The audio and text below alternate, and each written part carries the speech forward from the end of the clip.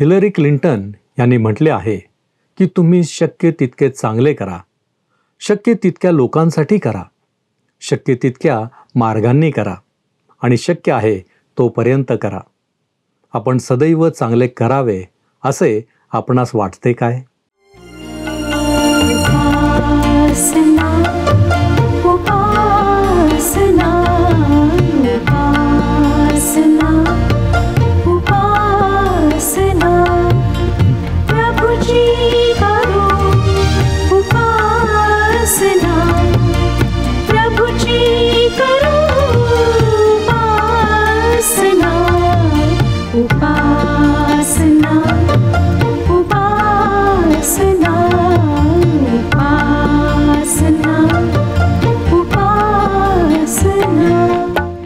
सर्व सृष्टीचा निर्माण करता परमेश्वर याच्या नावाला मान, महिमा आणि गौरव सदा सर्व काळ असो. उपासना कार्यक्रमामध्ये आपले स्वागत आहे. प्रियांनो, या दिवसात आपण पौलाने गलती येथील लोकांना जे व्यावहारिक बोध केले त्यांचा अभ्यास करीत आहोत. मागील कार्यक्रमात आपण पेराल तसे उगवते या तत्वाविषयी पाहिले होते. आज आपण त्यातील पुढील भागाचा अभ्यास करणार आहोत, ज्यामध्ये देह स्वभावासाठी पेरणे आणि आत्म्यासाठी पेरणे याविषयी अधिक माहिती घेणार आहोत. माझी खात्री आहे की आपण नेहमीप्रमाणे तयार असाल. तर मग चला प्रियांनो, आपण आपल्या अध्ययनाची सुरुवात करूया. श्रोत्यांनो, सध्या आम्ही पौलाने गलतीकरास लिहिलेल्या पत्राचा अभ्यास करीत आहोत. त्यातील शेवटच्या अध्यायाचे सध्या अध्ययन सुरू आहे. गलतीकरास पत्र 6वा अध्याय 7वं वचन आम्ही अभ्यासत आहोत. आपण ते वाचूया. फसू नका, देवाचा उपहास व्हावयाचा नाही, कारण माणूस जे काही पेरितो त्याचेच त्याला पीक मिळते. श्रोत्यांनो, हे एक फार महत्वाचे वचन आहे आणि ते एक त्रिकालाबाधित सत्य आहे. पवित्र शास्त्रात या वचनाला सिद्ध करणारी अनेक उदाहरणे आहेत. मागच्या कार्यक्रमात आपण याकोबाचे उदाहरण या संदर्भात पाहिले. त्याने ज्येष्ठ पुत्राचा आशीर्वाद मिळविण्यासाठी आपल्या वडिलांची फसवणूक केली आणि जेव्हा त्याला त्याच्या आवडत्या राहेलशी लग्न करण्याचा प्रसंग आला तेव्हा त्याला त्या बाबतीत फसविण्यात आले. आता आपण दुसरे उदाहरण पाहूया. राजाचे पहिले पुस्तक 21वा अध्याय ह्यामध्ये आपल्याला ही गोष्ट वाचायला मिळते. इस्रायलचा राजा आहाब व त्याची राणी इजबेल यांनी नाबोत नावाच्या माणसाचा द्राक्षमळा मिळविण्यासाठी खुनी कारस्थान रचले. त्याची ही गोष्ट आहे. आहाबाने नाबोथाच्या द्राक्षमळाची हाव धरली, परंतु नाबोथाला आपली जमीन विकायची नव्हती. परंतु आहाब व इजबेल राजा व राणी असल्यामुळे त्यांना जे हवे ते घेत असत. आहाब व इजबेलीने नाबोथाला ठार केले आणि मग आहाबाने नाबोथाच्या द्राक्षमळाचा ताबा घेतला. त्यांना वाटलं की ते या दुष्कृत्यातून निभावून जाऊ शकतील, त्याला पचवू शकतील. परंतु परमेश्वराने एलियाला त्यांच्याकडे एक संदेश घेऊन पाठविले. तो संदेश असा होता. राजाचे पहिले पुस्तक 21वा अध्याय आणि 19वे वचन. ज्या ठिकाणी कुत्र्यांनी नाबोथाचे रक्त चाटून खाल्ले त्याच ठिकाणी कुत्रे तुझेही रक्त चाटून खातील. पुढे श्रोत्यांनो, आहाब एका लढाईत गंभीररित्या जखमी झाला. त्याने आपल्या रथाच्या सारथ्याला रथ युद्धभूमीतून बाहेर काढून दूर नेण्यास सांगितले आणि त्या रथामध्ये त्याच्या रक्ताचे थारोळे साचले. युद्धानंतर त्याला शोम्रोनात परत आणण्यात आले व शोम्रोनातील तळ्याच्या पाण्यात त्यांनी तो रथ धुतला आणि कुत्र्यांनी ते रक्त चाटून घेतले. दुसरे उदाहरण प्रेषित पौलाचे आहे. त्याने स्तेफनावर हल्ला करण्यात आलेल्या धोंडमारीत पुढाकार घेतला आणि त्याच्या मतपरिवर्तनानंतर तो गलती या प्रांतात असताना त्याला धोंडमार करण्यात आली. आपणाला असे वाटत असेल की त्याचे मतपरिवर्तन झाले होते आणि त्याच्या पापांची क्षमा करण्यात आली होती, म्हणून त्याने जे पेरले त्याचीच तो कापणी करणार नाही. परंतु श्रोत्यांनो, देवाचा नियम हा आहे की मनुष्य जे काही पेरतो त्याचीच तो कापणी करेल. या तत्वाचे सत्य तरुणांनी ओळखून घ्यावे अशी माझी इच्छा आहे. अनेक तरुण आज नशा करीत आहेत. अनेक जण स्वतःचे समाधान करून घेण्यासाठी लैंगिक सुख व स्वैराचारी प्रेम यात सहभागी होत आहेत. त्यांच्यापैकी अनेकांना त्यांच्या कृत्यांचे प्रतिफळ जसेच्या तसे मिळत आहे. अनेक देशात गुप्तरोग साथीच्या रोगाप्रमाणे पसरत आहे. मानसिक अस्वास्थ्य, असंतुलन ह्या रोगांचे प्रमाण वाढत आहे. कारण कारण हेच की परमेश्वर म्हणतो, तुम्ही तुमची पापे पचवू शकणार नाही. तुम्ही कितीही प्रयत्न करा, तुमची पापे तुम्ही पचवू शकणार नाही. परमेश्वर म्हणतो, तुम्ही जे पेराल त्याचीच तुम्ही कापणी कराल. देवाचा उपहास व्हायचा नाही. तुम्ही धान्य पेरले तर धान्याचीच कापणी कराल. जेव्हा तुम्ही पाप कराल तेव्हा तुम्ही पापाचीच कापणी कराल. कोणी असे म्हणेल, माझे तारण झाले आहे. ही गोष्ट चांगली आहे श्रोत्यानो, परंतु तरीही एक दिवस तुमचे प्रतिफळ मिळणारच आहे. तुम्ही ज्याची पेरणी केली त्याचीच कापणी कराल. आता आपण पुढचे वचन वाचूया. गलतीकरास पत्र 6 अध्याय 8 वचन. पॉल म्हणतो, जो आपल्या देह स्वभावासाठी पेरतो त्याला देह स्वभावापासून नाशाचे पीक मिळेल, आणि जो आत्म्यासाठी पेरतो त्याला आत्म्यापासून सार्वकालिक जीवन हे पीक मिळेल. श्रोत्यानो, सार्वकालिक जीवनाचे पीक मिळणे यामध्ये या जीवनात व भविष्यकाळातील गौरवी भविष्यातही पवित्र आत्म्याच्या फळाचा समावेश आहे. मला वाटतं आज आम्हाला येशू ख्रिस्ताच्या त्याच्या लोकांसाठी पुन्हा येण्याविषयीचे भय बाळगायला हवे. कारण त्यावेळेस आम्ही देहात ज्या गोष्टी केल्या त्यांचा हिशोब देण्यासाठी ख्रिस्ताच्या न्यायासनासमोर जावे लागेल. प्रिय श्रोत्यानो, तुमचे तारण झालेले असेल, पण त्या दिवशी आपल्या सर्व कृत्यांचा हिशोब त्याच्यासमोर देणे तुमच्यासाठी लाजिरवाणे ठरेल. योहानाचे पहिले पत्र 2 अध्याय आणि 28 वचनात योहान म्हणतो, योहानाचे पहिले पत्र 2 अध्याय 28 वचन, त्याच्या येण्याच्या वेळेस आम्ही लाजवले जाणे शक्य आहे.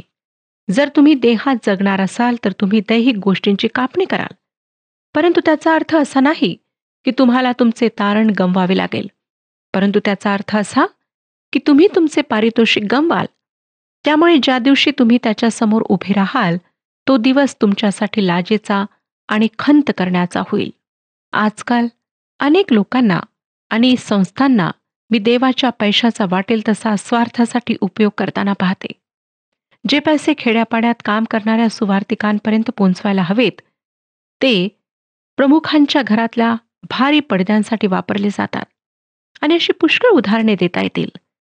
स्वतःला ख्रिस्ताचे अनुयायी म्हणून घेणाऱ्या या लोकांना जर वाटत असेल की त्यांना कोणाला हिशोब द्यायची गरज नाही, ते वाटेल तसा खर्च वाटेल तेव्हा करू शकतात, वाटेल ते निर्णय घेऊ शकतात, त्यांना विचारणारा कोणी नाही, तर त्यांचा हा समज एक फार मोठी चूक आहे. कारण एक दिवस सर्वांना ख्रिस्ताच्या न्यायसनासमोर उभे राहावे लागेल. श्रोत्यानो, तुम्ही विश्वासणारे ख्रिस्ती म्हणून कोठेही काम करीत असा, खाजगी कंपनीत किंवा सरकारी कार्यालयात तुम्ही काम करीत असा, लक्षात ठेवा की तुम्ही तुमच्या कामाविषयी कितपत प्रामाणिक होता याचा जाब तुम्हाला एक दिवस ख्रिस्तासमोर द्यावा लागेल. तुम्ही सून असा किंवा सासू असा, जावई असा किंवा कोणी असा, तुमच्या सर्व कृत्यांचा हिशोब तुम्हाला ख्रिस्तासमोर द्यावा लागेल. आणि तुम्ही तुमच्या कामाविषयी प्रामाणिक असाल, तुम्ही देहाची कर्मे करीत नसाल, तर लक्षात घ्या की तुमचे श्रम प्रभूमध्ये व्यर्थ नाहीत.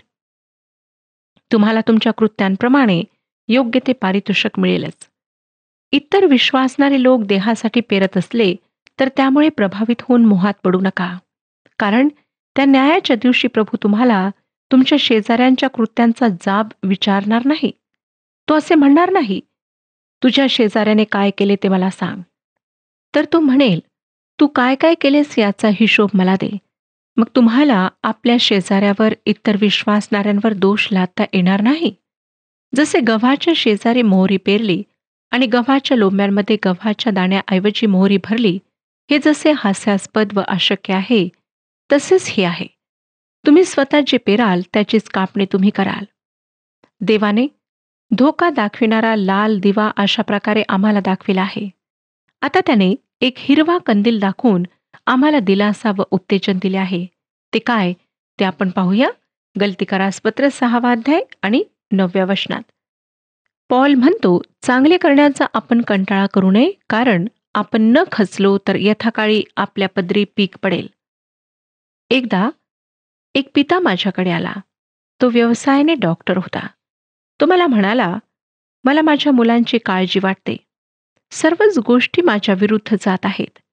शाळा माझ्या विरुद्ध आहेत. दुसरे पालक माझ्या विरुद्ध आहेत. एवढेच नाही तर काही मित्रही माझ्या विरुद्ध आहेत. परंतु मला माझ्या मुलांना योग्य मार्गाने वाढवायचे आहे. श्रोतांनो, जर तुमची चिंता अशी आहे, तर मला तुम्हाला योग्य पेरणी करण्यासाठी उत्तेजन देऊ द्या. धीर धरा. तुम्ही जे पेराल त्याचे पीक तुमच्या हाती येईल. तुम्हाला पीक पूर्ण वाढून पिकल्याशिवाय पिकाची कापणी करता येत नाही. जसे शेतकरी पेरणी केल्यानंतर पावसाची व नंतर पीक वाढून पिकेपर्यंत वाट पाहतो, तशी वाट पाहण्याचे तुम्हाला अगत्य आहे. आज तुमच्यासमोर समस्या व कठीण प्रसंग असतील, परंतु तरीही देवाच्या वचनाची पेरणी करीत राहा. प्रभूने आम्हाला याविषयी एक सुंदर शाश्वत असे अभिवचन दिलेले आहे. यशायाचे पुस्तक 55 अध्याय 10 आणि 11 वचने. यशायाचे पुस्तक 55 अध्याय 10 आणि 11 वचने.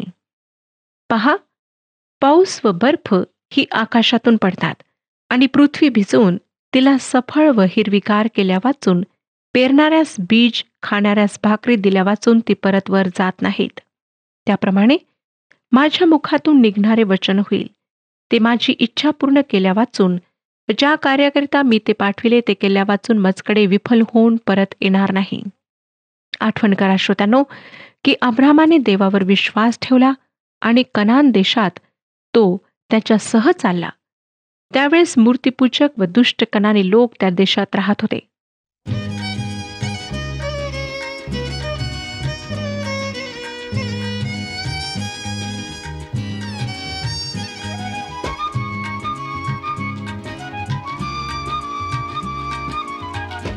ख्रिस्त नामात होऊनी दंग, ख्रिस्त नामात होऊनी दंग, गा मनुजा प्रभूचा अभंग, गा मनुजा प्रभूचा अभंग.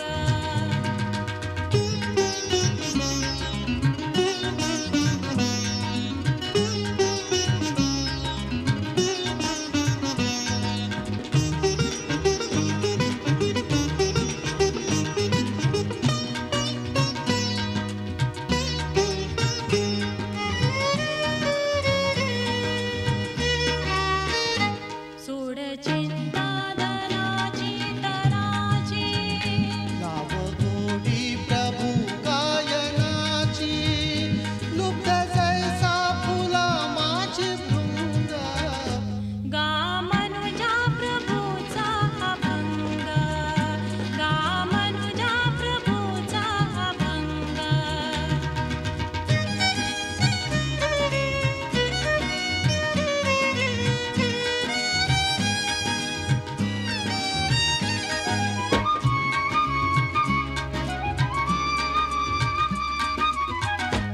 लागता ख्रिस्त नामी समाधी, ना शरीरात राहे उपाधी, ना शरीरात राहे उपाधी, चित्त तेव्हाच होते निसंग, गा मनुजा प्रभूचा अभंग, गा मनुजा प्रभूचा अभंग.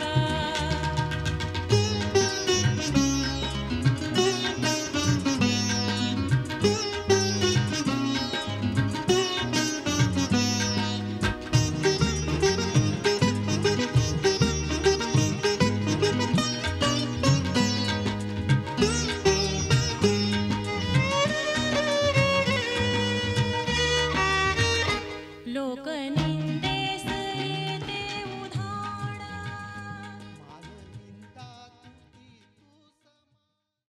अब्रामाला इसाक नावाचा पुत्र झाला. जेव्हा इसाक थोडा मोठा झाला, तेव्हा अब्रामाने त्याला मोरिया पर्वतावर नेले. देवाच्या आज्ञेचे पालन करण्यासाठी अब्रामाने इसाकाला देवाला अर्पण करण्याची तयारी केली. परंतु परमेश्वराने त्याला ते अर्पण करू दिले नाही. अब्रामाने आत्म्यासाठी पेरणी केली आणि त्याला शाश्वत जीवनाची प्राप्ती झाली. योकेबेद ही मोशेची आई होती. ज्या भयंकर काळात ती राहत होती त्या काळामुळे किंवा परिस्थितीमुळे मोशेचा जीव वाचविण्यासाठी तिने एक योजना केली आणि त्यानुसार त्याचे पालन फारोच्या मुलीने केले. तो लहान असेपर्यंत योखेबेद आपल्या मुलाची दाई म्हणून काळजी घेऊ शकली. तिने मोशेला देवाविषयी व त्याने अब्रामाला दिलेल्या अभिवचनांविषयी तसेच देवाच्या इस्रायलाविषयीच्या हेतूविषयी निश्चितच सांगितले होते. आपला मुलगा मिस्री लोकांप्रमाणे वाढत असताना तिने पाहिला संपूर्ण इजिप्त किंवा मिसर तिच्या विरुद्ध होता. इजिप्तची संस्कृती, इजिप्तचे मौज मजेचे प्रकार, इजिप्तचे तत्वज्ञान, इजिप्तचा धर्म सर्व काही तिच्या विरुद्ध होते. परंतु श्रोतांनो, एक दिवस असा आला की मोशेने इजिप्तचे आनंद, मेळे व पापे सोडून दिले आणि देवाच्या लोकांमध्ये स्वतःची भूमिका घेण्यास तो निघून आला. योखेबेदने जे पेरले त्याची तिने कापणी केली. या तत्वाचे स्पष्टीकरण आम्हाला दाविदाच्याही जीवनात पाहायला मिळते. त्याचे पाप डोळ्यात खुपणारे असे फार स्पष्ट होते. अनेक लोकांना तो क्रूर व पापी असा वाटत होते. परंतु पाप हे दाविदाच्या जीवनाचे वैशिष्ट्य नव्हते. ही गोष्ट अतिशय गमतीशीर आहे की पांढऱ्या शुभ्र कापडावरचा काळ्या शाईचा एक छोटा डाग दुरूनही नजरेस पडतो, परंतु काळ्या कपड्यावर पडलेला काळ्या शाईचा डाग लक्षातही येत नाही. दाविदाच्या जीवनात तो पापाचा एक डाग मोठ्या डागासारखा पटकन उठून दिसतो. परंतु दाविदाच्या अंतःकरणाचा केंद्रबिंदू देवच होता. त्याच्या पाप कबुलीतही त्याची देवाविषयीची तहान व भूक आम्हाला दिसून येते. परंतु दाविदाने पापाची पेरणी केली आणि त्याच्या स्वतःच्या मुलाकरिता भयंकर गोष्टींची कापणी केली. प्रिय श्रोत्यांनो, आम्ही जे पेरू त्याची आम्ही कापणी करतो. पॉल जे म्हणतो त्याकडे आपण लक्ष देऊया. योग्य ते करावयाचा आपल्याला कधी कंटाळा येऊ नये. आपण न खचलो तर यथाकाळी आपल्या पदरी पीक पडेल. पुढे तो 6वा अध्याय आणि 10व्या वचनात काय म्हणतो पहा. तर मग जसा आपणाला प्रसंग मिळेल त्याप्रमाणे आपण सर्वांचे व विशेषतः विश्वासाने एका घरचे झालेल्यांचे बरे करावे. पॉल पुढे जाऊन म्हणत आहे की आम्ही भले करणारे बनावे. स्वतंत्र मतवादी धर्माचा पूर्ण भर सत्कृत्यांवर आहे. चांगले कृत्य करण्यावर माझा विश्वास आहे, परंतु त्या सत्कृत्यांसाठी आम्हाला योग्य पाया असायला हवा. व हा योग्य पाया हाच आहे की देवाच्या कृपेची सुवार्ता आणि देवाच्या आत्म्याच्या प्रेरणेने चालणे. जेव्हा तुम्ही आत्म्याच्या प्रेरणेने चालता तेव्हा आत्म्याच्या फळाची निर्मिती होते.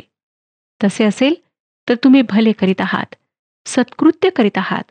तुम्ही सर्वांकरिता, विशेष म्हणजे इतर विश्वासणाऱ्यांकरिता चांगली कृत्य कराल. श्रोत्यानो, मला माहीत नाही की तुमचा भर आज कशावर आहे. लक्षात ठेवा की सर्वप्रथम प्रत्येक व्यक्तीकरिता आवश्यक आहे की त्या व्यक्तीने पापांची क्षमा प्राप्त करून घ्यावी. अनेक लोकांचा विश्वास आज पुण्य कार्यावर आहे, सत्कृत्यांवर आहे, आणि त्यांना असं वाटतं की जर आम्ही सत्कृत्य करू, पुण्य कार्य करू, तर आमची जी पापे आहेत ती क्षमा होतील किंवा नष्ट होतील. असं मुळीच नाही श्रोत्यानो. तुमची सत्कृत्ये कितीही चांगली असू द्या, कितीही तुम्ही महान कार्य ह्या जगामध्ये करा, परंतु त्या कार्यांच्याद्वारे तुमची पापे किंचितही कमी होणार नाहीत. लक्षात ठेवा की माणसाची सर्व सत्कृत्ये, पुण्यकार्ये परमेश्वराच्या नजरेत काहीच नाहीत, शून्य आहेत. यशाचे पुस्तक 64 अध्याय 6वे वचन आम्हाला सांगते, आम्ही सगळे अशुद्ध मनुष्यासारखेच झालो आहो. आमची सर्व धर्मकृत्ये घाणेरड्या वस्त्रासारखी झाली आहेत. आम्ही सर्व पाल्याप्रमाणे वाळून गेलो आहो. आमच्या अधर्माने आम्हास वादळाप्रमाणे उडवून दिले आहे.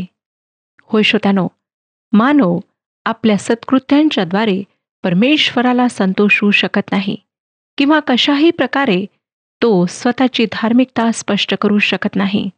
म्हणून अवश्य आहे की आम्हातील प्रत्येकाने पापांबद्दल पश्चाताप करावा, ख्रिस्ताच्याद्वारे पापांची क्षमा प्राप्त करून घ्यावी. परमेश्वराने पापी मानवजातीकरिता उद्धाराचे द्वार उघडलेले आहे. पापी मानवाकरिता आशा आहे. परमेश्वराची जर इच्छा असती तर त्याने मानवाला कधीच नष्ट केले असते, परंतु त्याने तसे न करता आपल्या एकुलत्या एक पुत्राला ह्या जगात पाठवले, जेणेकरून आमचा आणि परमेश्वराचा जो तुटलेला संबंध आहे तो पुन्हा स्थापित व्हावा आणि आमच्याकरिता स्वर्गाचे द्वार उघडल्या जावे. श्रोत्यानो, प्रभू येशू ख्रिस्त परमेश्वराच्या आणि मानवाच्या मध्ये मध्यस्थ आहे. प्रभू येशू ख्रिस्त मानवाचा पापांमुळे परमेश्वराशी जो संबंध तुटला होता तो पुन्हा स्थापित करण्याकरिता ह्या जगात आला. त्याने स्वतःचे बलिदान केले, स्वतःचे पवित्र रक्त त्या वधस्तंभावर सांडवले आणि त्याच्या त्या बलिदानामुळेच आज आम्ही परमेश्वर पित्याला अब्बा आणि पिता म्हणून हाक मारू शकतो. आज परमेश्वर पिता आमचा बाप आहे. परंतु अनेक लोक आहेत, असंख्य लोक आहेत की ज्यांनी अजूनही येशू ख्रिस्ताच्याद्वारे परमेश्वराशी स्वतःचा संबंध स्थापित करून घेतलेला नाही. परमेश्वर वारंवार संधी देत आहे, वारंवार आमच्याशी बोलत आहे, परंतु अजूनही काही लोकांनी आपले हृदय कठोर केलेले आहे. ते परमेश्वराच्या वाणीला ऐकत नाहीत, परंतु स्वतःचे जीवन स्वतःच्या इच्छेप्रमाणे ते व्यतीत करीत आहेत. लक्षात ठेवा श्रोत्यानो, ज्या प्रकारे पॉल लिहितो, फसू नका, देवाचा उपहास व्हायचा नाही, कारण माणूस जे काही पेरितो त्याचेच त्याला पीक मिळेल. आज आपण जे काही करीत आहात, जे काही पेरीत आहात त्याचेच आपणाला पीक मिळेल. जर आपण चांगल्या गोष्टींचे पीक पेरीत आहात तर चांगल्या गोष्टींचीच आपण कापणी कराल. परंतु जर आज आपलं जीवन पापामध्ये आपण व्यतीत करीत आहात, दारू पिण्यामध्ये आपण पैसा आणि वेळ खर्च करीत आहात, तर लक्षात ठेवा, तशाच प्रकारची कापणी आपण कराल.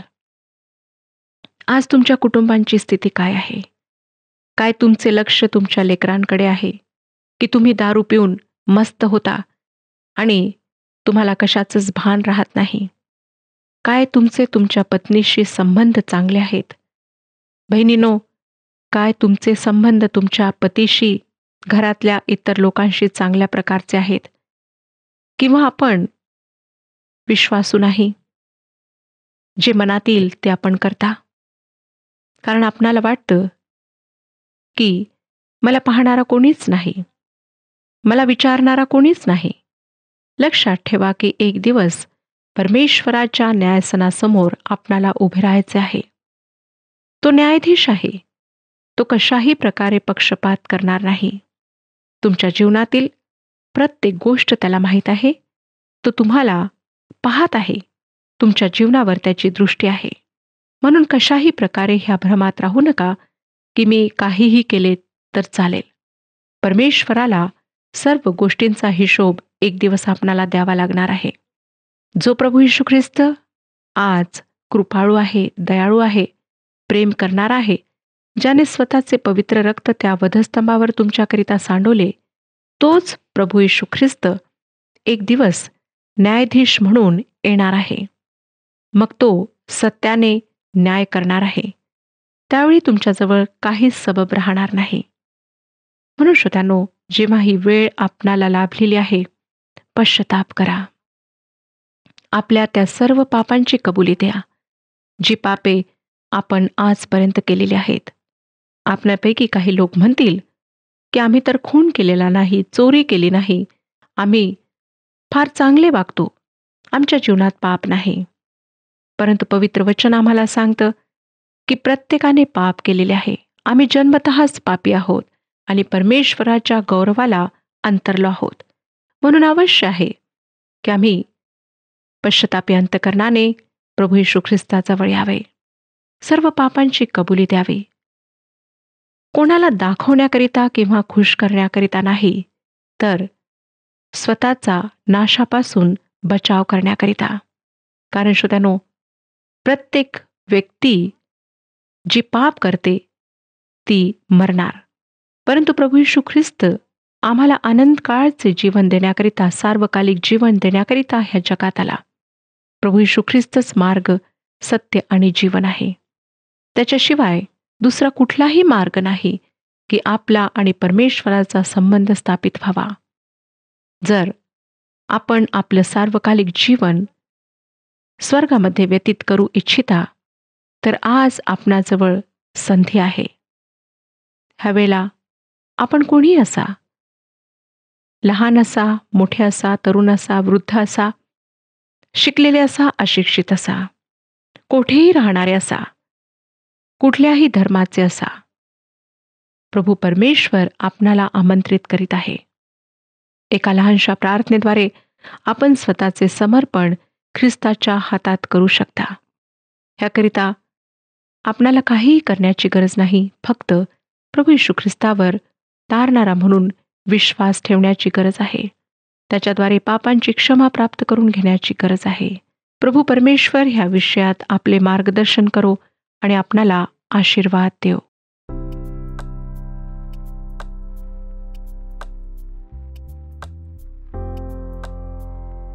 प्रियांनो, मागील कार्यक्रमातील प्रश्नाचे उत्तर आहे सी. येशू ख्रिस्ताच्या न्यायस्थानाचे नाव बेमा आहे. आजचा प्रश्न, माणूस जे काही पेरतो त्यापासून त्याला काय मिळते? ए. आनंद, बी. पैसा, सी. शांती, डी. पीक.